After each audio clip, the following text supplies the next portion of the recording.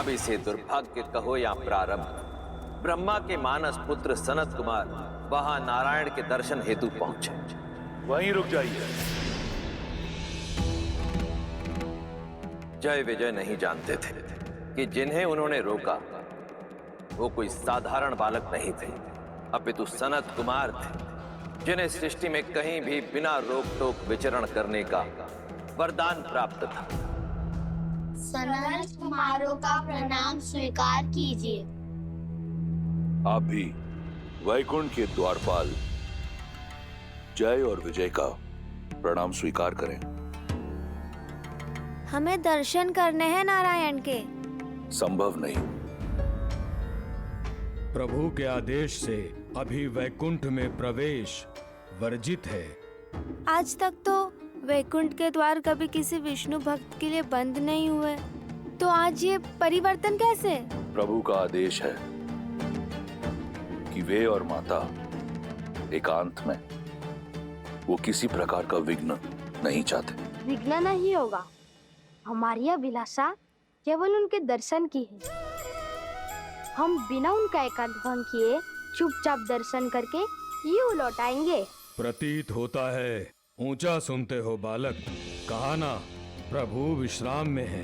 प्रतीत होता है आप सृष्टि के नियम नहीं समझते। अरे यदि भगवान ही आंखें बंद कर लेंगे तो सृष्टि की पीड़ा कौन देखेगा? छोटे छोटे होते अनिष्ट को कौन रोकेगा? हम आपसे किसी भी प्रकार का वाद विवाद नहीं करना चाहते। इस समय आप वैकुंठ में प्रवेश नहीं कर सकते। आप कृपया हमारा समय व्यर्थ ना करें। अभी जाएं और पुनः किसी और समय आएं। भक्तों की विनती मत ठुकराइए, जाने दीजिए ना। नारायण बहुत प्रेम करते हैं हमसे। आपसे तो तनिक भी रुष्ट नहीं होंगे। क्षण भर की ही तो बात है। हम यूं जाकर यूं आ जाएंगे। जाने दीजिए ना। जाने दीजिए ना, जाने दीजिए ना। प्रभु के दर्शन करने हैं, प्रभु से मिलना है। देखो बालकों, हट न करो। हम बालक समझकर प्रेम से समझा रहे हैं, तुम तो सर पर ही आ बैठे। अब उल्टे पग लौट जाओ, अन्यथा। अन्यथा क्या? श्वास निश्वास के बीच बाधा बनोगे? सूर्य को प्रकाश फैलाने से रोकोगे? भक्त को भगवान से मिलने से रोकोगे? असंभव को संभव करोगे? कुछ नहीं कर सकते तुम। प्रतीत होता है तुम ऐसे नहीं मानोगे। लगता है इन बालकों को वैकुंठ के द्वारपालों की शक्ति का आभास कराना होगा। ये गदा देख रहे हैं आप? अब जाइए यहाँ से, अन्यथा तुम्हारे आकार और आयु को भूलकर तुम्हें दंड दिया जाएगा। मर्यादा थी, हर सीमा लांघ दी तुमने। भक्त से भगवान है। जिस दिन भक्त और भगवान के बीच में बाधा आई, उस दिन सृष्टि विनाश की ओर बढ़ जाएगी। तुम सर्वनाश को पाओगे। देखो विजय, 4 उंगल के बालक और बातें 3 लोगों की कर रहे हैं। भक्ति की बात हमें सिखा रहे हो जय विजय को, जिन्होंने भक्ति की हर पराकाष्ठा पार की।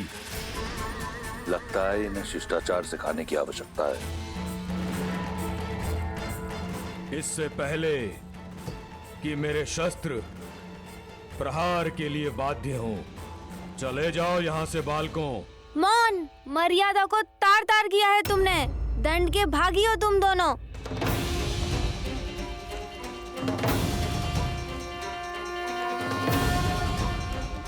वैकुंठ वो है जहाँ कुंठा नहीं, और इस वैकुंठ में तुम जैसे अभिमानियों और अधर्मियों के लिए कोई स्थान नहीं हो सकता। यहाँ रहने के अयोग्य हो तुम। कठोर से कठोर दंड के पात्र हो तुम।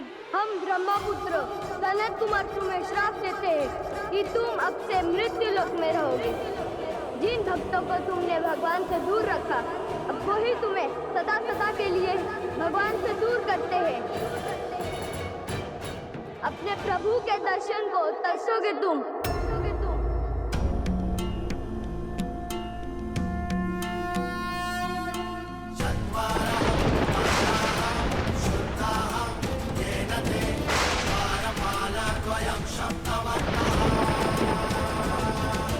जय विजय हो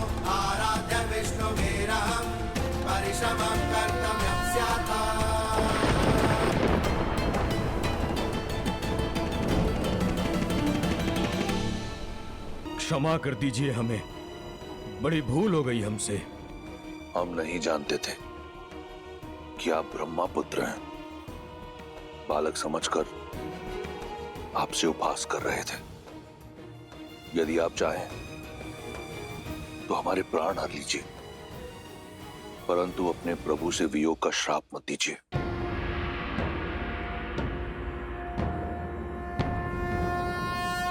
नमो नारायण।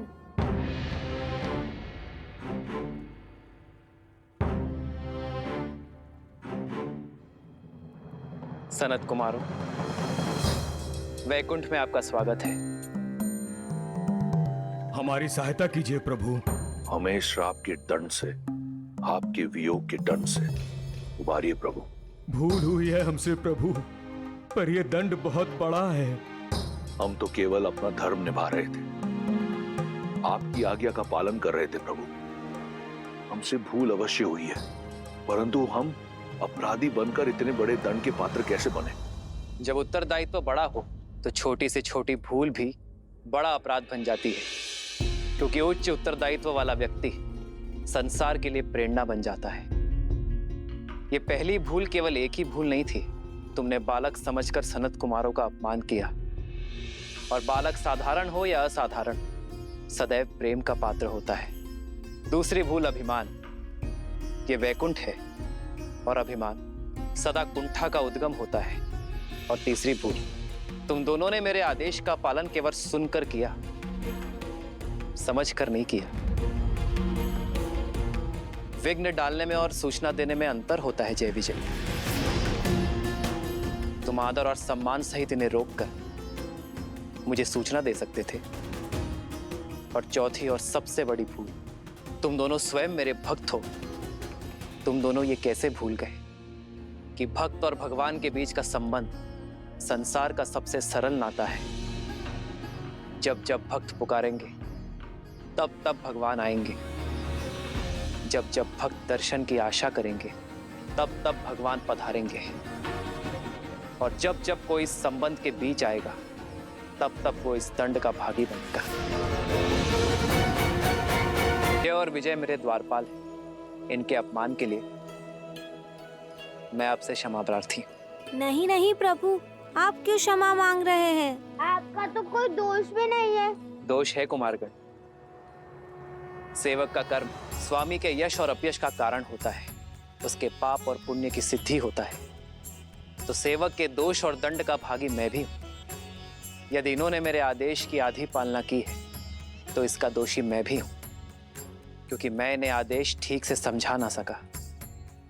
भूल तो हमसे भी हुई है। ब्रह्मपुत्र होकर धैर्य नहीं रखा, क्रोध को हावी होने दिया स्वयं पर। तो क्षमा कर दीजिए हमें सनत कुमार, जो चाहे दंड दे दीजिए, बस अपने श्राप को लौटा दीजिए। हमें अपने प्रभु के वियोग के नरक में मत ढकेलिए। धनुष से निकला बाण और संतों का शाप कभी वापस नहीं लिया जा सकता जय।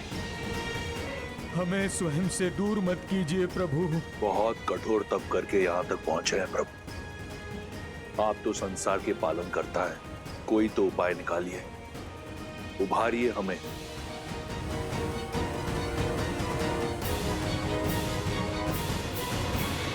सनत कुमारों का शाप तो झूठा नहीं हो सकता, किंतु फिर भी तुम दोनों की भक्ति के कारण थोड़ी ढील दी जा सकती है। एक उपाय है जिससे तुम दोनों का दंड भी पूरा हो जाएगा और सनत कुमारों का शाप भी नहीं टूटेगा।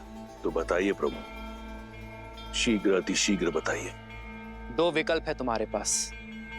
या तो 7 जन्मों के लिए मृत्यु लोक में मेरे भक्त बनकर रहो, या अगले 3 जन्मों तक मुझसे शत्रुता निभाओ, फिर वैकुंठ लौट कर आ पाओगे। चयन तुम्हारा है।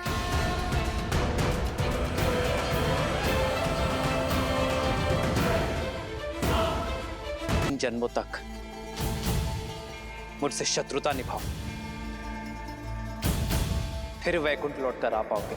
चयन तुम्हारा है। 7 जन्मों तक आपसे वियोग नहीं झेल पाएंगे प्रभु।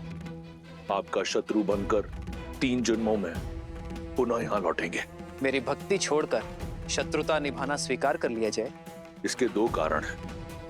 पहला तो ये कि आपसे शत्रुता कर हमारे जन्म शीघ्र ही समाप्त होंगे।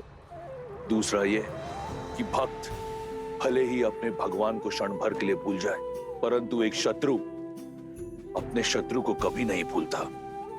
हर लम्हा, हर क्षण हम आपको स्मरण करते रहेंगे। केवल एक विनती है आपसे, हमारे तीनों जन्मों में हमारी मृत्यु आप ही के हाथों से हो, ताकि मृत्यु से पूर्व हर जन्म में एक बार हमें आपके दर्शन प्राप्त हो प्रभु। हाँ प्रभु, हमारी मुक्ति आपके ही हाथों से हो। जय विजय, उठो। तुम्हारी विपरीत भक्ति में भी मेरे लिए प्रेम छुपा है।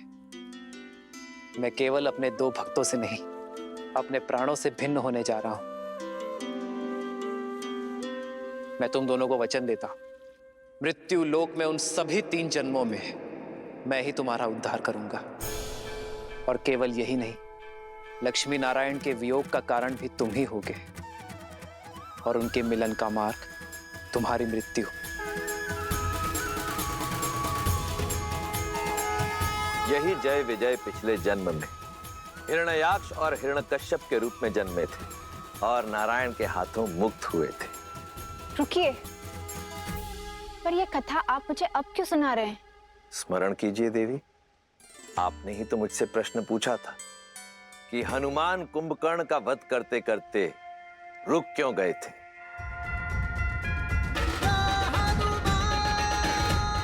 तुम बहुत सौभाग्यशाली हो, क्योंकि तुम्हारा अंत मेरे हाथों नहीं, मेरे प्रभु श्री राम के हाथों लिखा है, और मैं नियति में हस्तक्षेप नहीं करूंगा।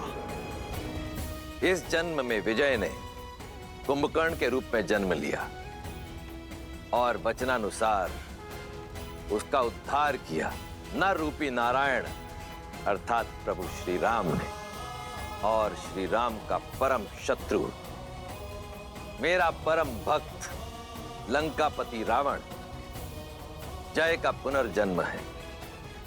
और अब समय आ गया है कि इस जन्म में भी पाप का अंत हो, मर्यादा की स्थापना हो।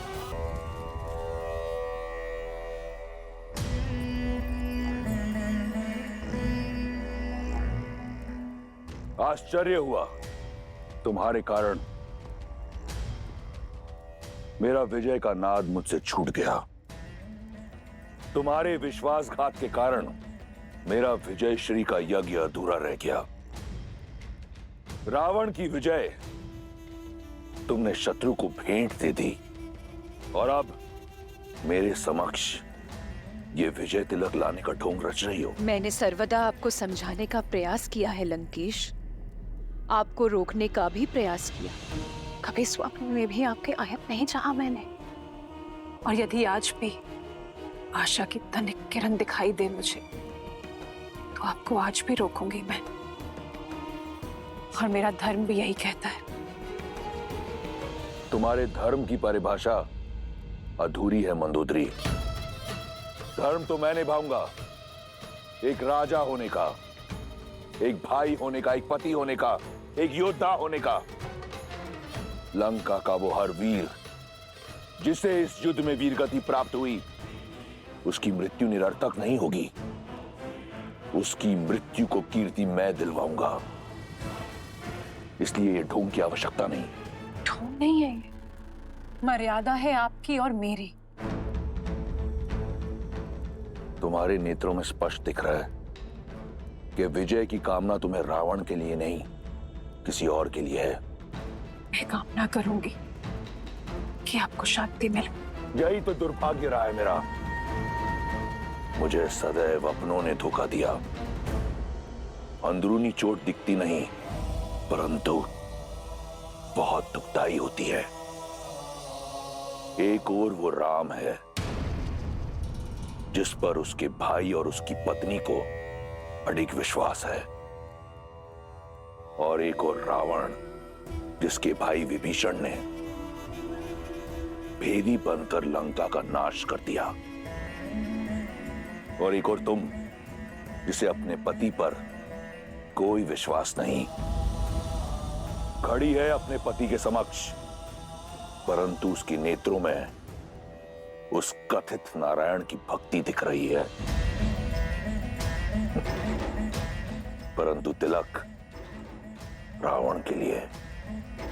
बचपन से हर युद्ध मैंने अकेला लड़ा है और आज भी ये युद्ध अकेला लड़ने जा रहा हूं, राम और उसके मर्कटों की सेना के विरुद्ध। इस युद्ध का परिणाम रावण निर्धारित करेगा। दुर्भाग्य तो मेरा है लंकेश, पहले अपने नेत्रों के समक्ष अपने पुत्रों को खो दिया और आज आपको खोने जा रही हूं। तुम उस रावण के समक्ष खड़ी हो जिसे वरदान मिला ब्रह्मा से, परम भक्त माना महादेव ने, और जिसका संहार करने नर के रूप में कथित नारायण आया है। चिंता मत करो, वो बालक इस रक्षराज को नहीं मार पाएगा। महादेव को वचन दिया है मैंने कि उसकी चिता की भस्म से उनकी आरती करूंगा। प्रतीक्षा करना, शीघ्र ही भेंट होगी। हर हर महादेव। लंकेश,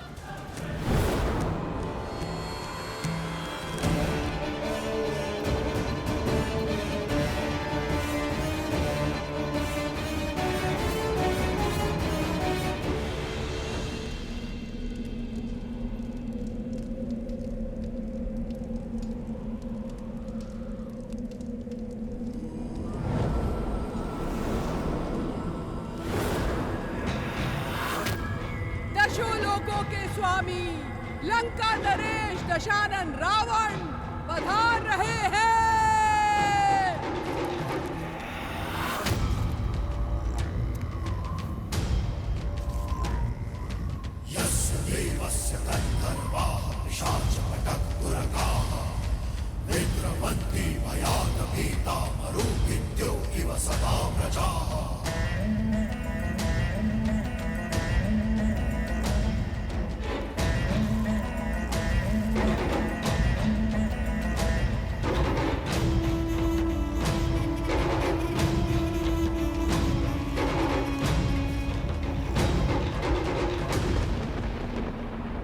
इस विकट युद्ध का अंत करने जा रहा हूं।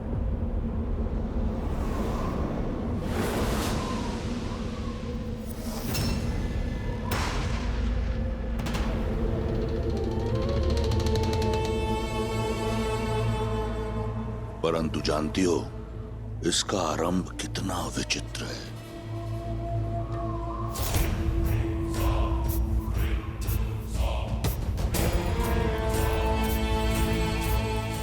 एक शिव भक्त बालक था। समय, भाग्य, परिस्थिति और पिता सबसे छला हुआ। ठान लिया उसने कि वो सब पाएगा, प्रहार से, प्रयास से, और पाया भी। त्रिलोक का सबसे बड़ा राजा बना वो, सबसे शक्तिशाली, और महादेव का परम भक्त भी। समय बीता, सुदूर उत्तर की ओर एक राजा ने अपनी कन्या के लिए एक स्वयंवर रचा। शर्त थी महादेव के पावन धनुष पिनाक को उठाना। सभी राजाओं को निमंत्रण गया। महादेव के उस परम भक्त के अतिरिक्त उससे यह दुस्साहस सहा नहीं गया। वो बिना किसी निमंत्रण के उस स्वयंवर में गया। मंशा केवल एक थी, महादेव के पावन धनुष को पाना, उसे लंका ले जाना।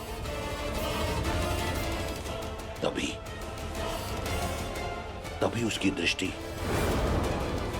उस कन्या पर पड़ी, और ना जाने कब पिनाक को पाने की चाह भूल उस कन्या को पाने का हट सवार हो गया। फिर जो हुआ वो असंभव था। कैलाशपति समेत कैलाश को उठाने वाला वो उस धनुष को नहीं उठा पाया। यदि वो चाहता तो उसी क्षण उस कन्या को अपने साथ ले जाता, परंतु उसने ऐसा नहीं किया। लौट आया वो, समझाया स्वयं को कि कदाचित उस कन्या को पाने की चाह महादेव की भक्ति से ऊपर रख वो दंड का पात्र था। दूर रहा वो उस कन्या से, परंतु समय का चक्र फिर घूमा। उस कन्या की स्मृति ने एक बार फिर लंकेश का द्वार खटखटाया। असफलता का वो घाव एक बार फिर हरा हो गया। पिनाक ना पाने की चाह और उस कन्या को ना पाने की आह एक बार फिर जीवित हो गई। और उसके बाद जो हुआ वो ये संसार जानता है।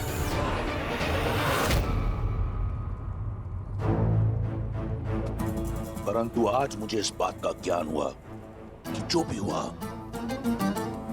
वो एक छल था, एक षड्यंत्र था। वो स्वयंवर, वो धनुष, वो कन्या, तुम सी था। सब एक बहाना था। शिव धनुष को उठाना नहीं, शिव के इस परम भक्त को गिराना था। मेरी भक्ति को नीचा दिखाना था। यही था देवताओं का षड्यंत्र। परंतु वो देवता ये नहीं जानते कि मैं लंकेश दशानन रावण हूं। अकेला जाऊंगा मैं राम और उसकी मरकटों की सेना के विरुद्ध युद्ध भूमि में। उस राम की चिता की भस्म से अपने महादेव की आराधना करूंगा मैं।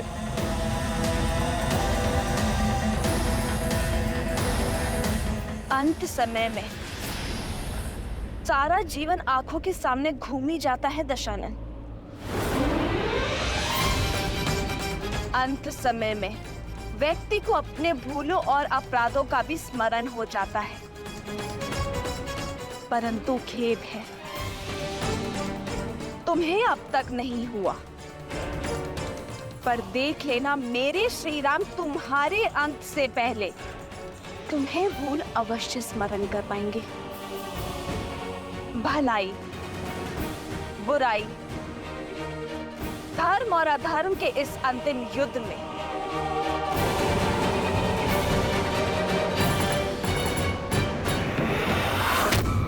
विजय धर्म की ही होगी, सत्य की ही होगी। धर्म अधर्म और पाप पुण्य का ये अनंत महायुद्ध बड़ा है।